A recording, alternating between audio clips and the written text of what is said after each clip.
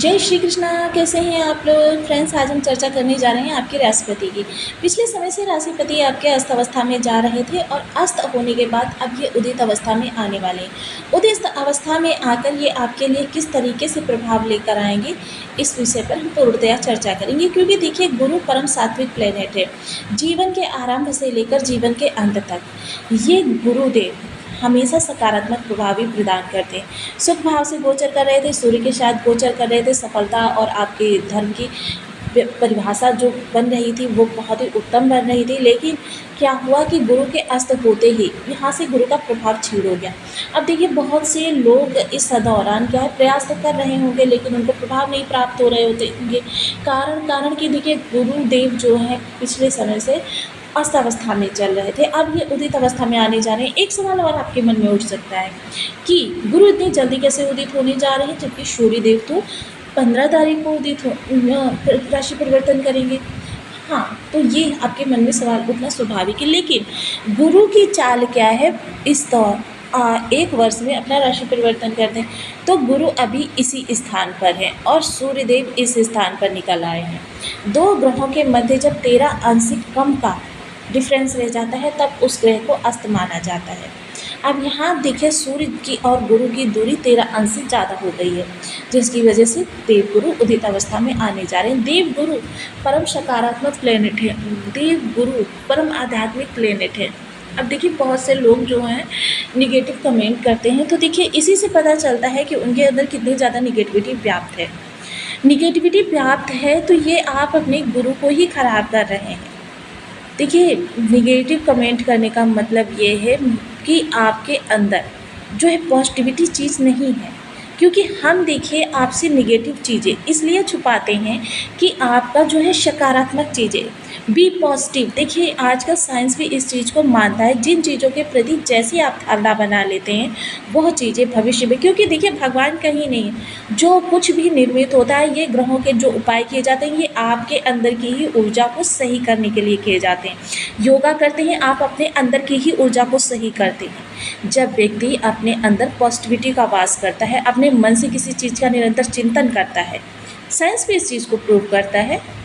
देखिए, तो ये चीज़ें हमारे सामने थोड़ा समय बेशक लग जाता है, क्योंकि ये आपकी ऊर्जा कितनी प्रबलता से आपके अंदर से उठ रही है, यही चीज़ डिसाइड करती है। अब हम केवल देखिए आपको ये बता सकते हैं कि ब्रह्मांड में ग्रह किस तरीके के हैं, क्योंकि ग्रह कहाँ से प्रभाव दे रहा है सिर्फ यही ब्रह्मांड बता सकता है। कैसा प्रभाव दे रहा है ये आपका स्वयं का डीएनए बताता है, यानी आपकी कुंडली। तो आइए, क्योंकि गुरु जो है परम सात्विक प्लेनेट है, आराम से लेकर मृत्यु तक आप जितने भी संस्कार करते हैं या आपके जीवन में जितनी भी चीज़ें होती हैं सब गुरु के से ही प्रभावित होती हैं। तो बने रहिए हमारे साथ इस वीडियो में एंड तक, आपको बहुत कुछ जानने के लिए मिलेगा। वीडियो बहुत ज्ञानवर्धक होने वाला है। यदि आपके लग्न में 12 नंबर बना हुआ है तो ये राशिफल आपके लिए है। यदि कुंडली में कहीं भी चंद्रमा के साथ 12 नंबर बना हुआ है तो राशिफल आपके लिए। कुंडली ना होने की स्थिति में आप इसे नाम राशि शेयर भी देख सकते हैं। यदि अभी तक आपने अपने इस चैनल को सब्सक्राइब नहीं किया है तो प्लीज़ सब्सक्राइब कर लीजिए, वीडियो को लाइक कर दीजिए, चैनल को शेयर कर दीजिए। इससे होगा क्या कि हमारे आने वाले हर वीडियो की नोटिफिकेशन मिल सकेगी आपको सबसे पहले। एक प्यार से कमेंट करना बिल्कुल ना भूलें, कमेंट से हमें बहुत मोटिवेशन मिलता है, हौसला मिलता है और ये पता चलता है कि आप और क्या जानना चाहते हैं। तो देखिए, देवगुरु परम आध्यात्मिक प्लेनेट है और आपके सुख भाव में बैठे हुए हैं। सुख भाव में देवगुरु आकर कारक हो जाते हैं, तो ये सुखों में विशेष वृद्धि करते हैं। घर परिवार के लोगों के प्रति सौहार्द बढ़ाते हैं, लोगों में एक दूसरे के प्रति प्रेम बढ़ाते हैं। माता का स्वास्थ्य या माता की किसी भी प्रकार से विषमता थी वो विषमता समाप्त करते हैं। तो इस दौरान माता काफ़ी प्रसन्नचित रहने वाली है, माता का आपको स्नेह भी प्राप्त होने वाला है। इस दौरान अगर कहें तो आर्थिक लाभ भी आपको माता से हो सकता है। माता इस दौरान आपकी मददगार होने वाली है। और देखिए, इस दौरान अगर आप कोई नया कारोबार प्रारंभ करना चाहते हैं या नया इन्वेस्टमेंट करना चाहते हैं, भूमि भवन वाहन खरीदना चाहते हैं, तो इस दौरान माता की सलाह के द्वारा या माता के नाम से ही ये सारी चीज़ें कर सकते हैं। आपके लिए वो दीर्घकालिक लाभप्रद होने वाला है। ये इस दौरान आपके लिए बहुत ही सुंदर चीज़ बन रही है।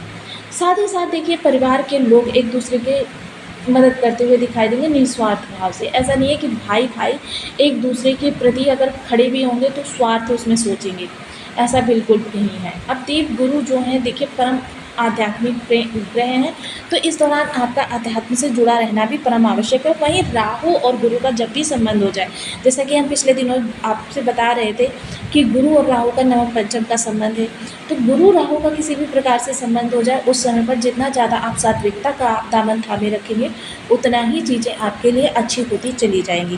पंचम दृष्टि अष्टम भाव पर जाएगी, तो अष्टम भाव ये जीवन साथी के पद प्रमोशन लाभ के लिए बहुत उत्तम है। काफ़ी ज़्यादा उनको इस दौरान वेतन वृद्धि या फिर कहीं अचानक लाभ के योग बनेंगे, आपके भी अचानक लाभ के योग बनेंगे। साथ ही साथ जो लोग किसी भी प्रकार के से गुप्त चीज़ों से जुड़े हुए हैं, उन लोगों के लिए बहुत अच्छा है। लिवर संबंधी जिन लोगों को समस्याएं आ रही थी, वो थोड़ा सा अपनी इन चीज़ों को एहतियात के साथ चलें, यानी कि परहेज वगैरह का विशेष ध्यान रखें। सप्तम दृष्टि कर्म स्थान पर जाएगी, तो कर्म स्थान पर देखिए देव गुरु ना तो कारक होते हैं ना दिग्बली होते हैं, किंतु सूर्य जो कि गुरु के माध्यम से वहाँ पर अपना प्रभाव दे रहे हैं। सूर्य यहाँ पर कारक भी होते हैं, दिग्बली भी होते हैं और अति विशिष्टकारी भी होते हैं, जिसके प्रभाव से कर्म स्थान में कोई बड़ा परिवर्तन करना चाहते हैं, या कर्म स्थान पर किसी प्रकार की विषमता उत्पन्न हो रही थी, या कर्म में कोई बदलाव आप चाहते थे, नहीं हो पा रहा था, इस दौरान होता हुआ दिखाई देगा। आपके सहयोगी आपको परेशान करने का कार्य करते थे, या आपकी बातें जो है बॉस से करके आपको हमेशा नीचा दिखाने का प्रयास करते थे, ये सारी स्थितियाँ अब समाप्त होने वाली है। कार्य कारोबार इस दौरान आपका प्रगति पर जाता हुआ दिखाई देगा, चीज़ों में बहुत अच्छे से, क्योंकि देखिए जब भी विपरीत राजयोग बनता है, क्योंकि ये आपके गुरुदेव देखिए कर्म भाव के स्वामी हो रहे हैं और आपके लग्न के स्वामी हो रहे हैं, और विपरीत घर में बैठकर स्वयं के घर को देख रहे हैं। जब भी ये विपरीत दृष्टि होती है, तो क्या होता है, थोड़ी सी पहले विषमता उत्पन्न होती है। यानी कि देखिए कि आप किसी चीज़ के लिए इसी उदाहरण से समझ सकते हैं कि आप किसी चीज़ के लिए अपने फादर से जिद कर रहे हैं, और फादर ने पहले आपको डांट दिया, आप काफ़ी उदास हो गए, लेकिन फिर फादर को रियलाइज़ होता है कि आपके लिए वो चीज़ आवश्यक है। फादर आपको सरप्राइज़ देते हैं। आप सोचिए कि डांट तो उतनी बड़ी नहीं थी, लेकिन सरप्राइज़ जब आपको मिलता है किसी चीज़ के लिए, तब आप कितने प्रसन्न चीज़ हो जाते हैं। सेम यही चीज़ है कि पहले छोटी सी विषमता आएगी, और उस विषमता को पार करने के बाद आपके लिए उत्तम स्थितियों का निर्माण होगा। साथ ही साथ कर्म स्थान पे इस दौरान आपकी प्रतिभा की परख होगी, और प्रतिभा के माध्यम से आपको बहुत सारा कह सकते हैं कि सम्मान प्राप्त हो सकता है, या अधिकारी वर्ग ही आपको प्रमोट कर सकता है। तो ये सारी चीज़ें इस दौरान होती हुई देखी जाएंगी। ट्रांसफ़र, प्रमोशन, वेतन वृद्धि का भी इस दौरान काफ़ी अच्छा योग बना हुआ है। सिर्फ आपको, क्योंकि देवगुरु की चाल जो है इस दौरान अतिचारी चल रही है, यानी आगामी 10 वर्षों का प्रभाव आपको 1 वर्ष में भी प्राप्त होने वाला है। तो सुंदर से सुंदर स्थितियाँ बनी हुई हैं। साथ ही साथ नवम दृष्टि की अगर चर्चा करें, तो नवम दृष्टि जा रही है द्वादश भाव पर। द्वादश भाव जो होता है आपके खर्चों का होता है, विदेश का होता है, आपकी शैया का होता है, आपकी उम्मीदों को दिखाता है, मोक्ष का भाव कहा जाता है, कोर्ट कचहरी दिखाता है, और साथ ही साथ बीमारी को भी दिखाता है।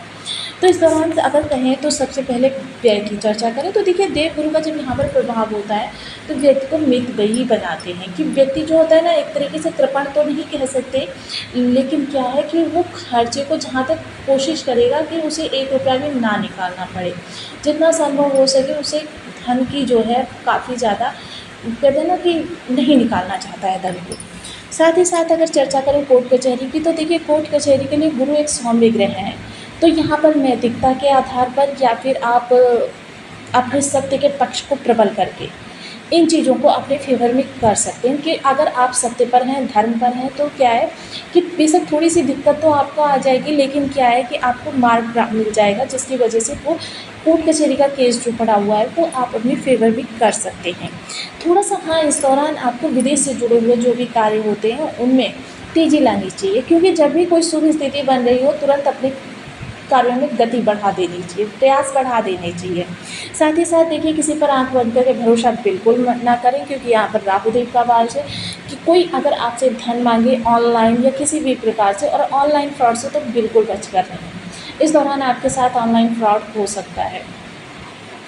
तो देखिए आंख बंद करके भरोसा करना, क्योंकि देखिए क्या होता है, हमें धोखा वही लोग देते हैं जिन पर हमें स्वयं से ज़्यादा भरोसा होता है।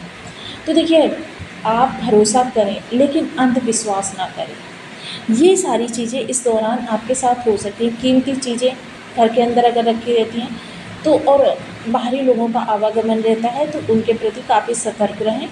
साथ ही साथ देखिए इस दौरान आपको अपने विशेष चीज़ों को सहेज कर रखना है, यानी डॉक्यूमेंट्स जो हैं, इन्वेस्टमेंट कर रहे हैं तो उसको भी काफ़ी ध्यान से, क्योंकि इस दौरान आप इन्वेस्टमेंट करते हुए भी देखे जाएंगे। अब देखिए बहुत से लोगों के बर्थ चार्ट में गुरु की स्थिति किसी भी प्रकार से ख़राब होगी, तो देखिए यहाँ पर ये वीडियोस देखने का ध्येय सिर्फ इतना ही होता है कि हम जान सकें हमारा कौन सा ग्रह हमारे लिए अरिष्टकारी है।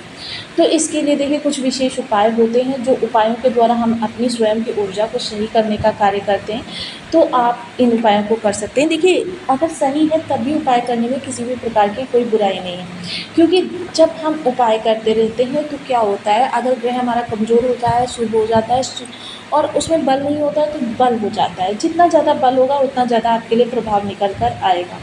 जैसे अगर हम कहें कि अगर हमारे फादर की जेब में 100 रुपये हैं तो वो हमें 100 रुपये के अकॉर्डिंग जेब खर्च के लिए देंगे।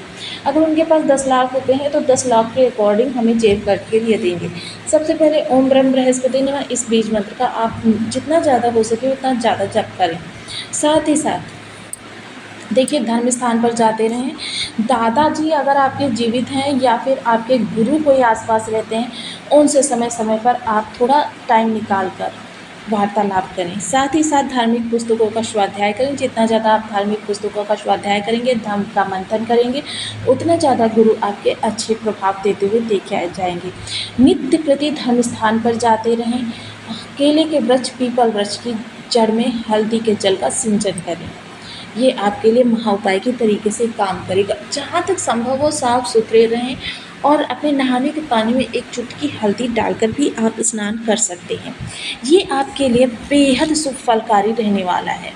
देखिए एक थोड़ा छोटा सा कपड़ा ले लीजिए और पीला रंग का, और उसमें 1.25 किलो चने की दाल और 5 काठे हल्दी की डालकर इनकी एक पोटली बना लीजिए। आप फिर ऊपर से एंटी क्लॉकवाइज उतार कर और धर्म स्थान पर प्रत्येक गुरुवार को देना प्रारंभ कर दीजिए। देखिए ये 43 गुरुवार करने के बाद आप देखेंगे कि आपके जीवन में चारों ओर से पॉजिटिविटी आने लगी है। इनमें से कोई भी उपाय करके आप अपने जीवन को लाभान्वित कर सकते हैं। तो आपको वीडियो कैसी लगी मुझे कमेंट बॉक्स में